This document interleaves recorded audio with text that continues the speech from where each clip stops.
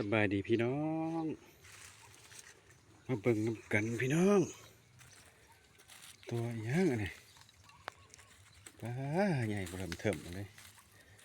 ปลาพี่น้องขวัดปลาเห็นลายเห็นลายตัวดวงตัวใหญ่อันนี้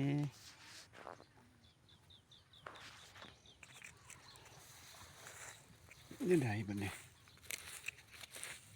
กินเป็นวะพี่น้องอยู่ในกองกี่แกบนี่นี่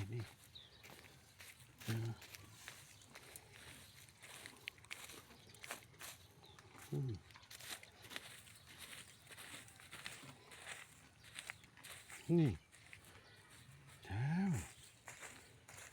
ลายนี่อีกบ่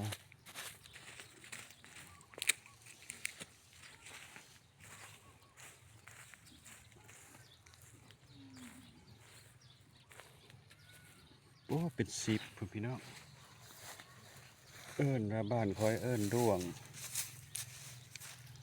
โก่บ่ด้วงนั้น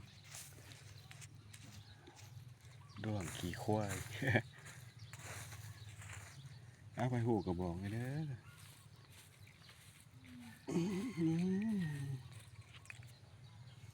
กระสิทมให้เพิ่นอยู่นี่คือเก่าละเอาสำนี้ได้พี่น้องเด้อขอบใจหลายๆที่เขาเบิ่งกระชม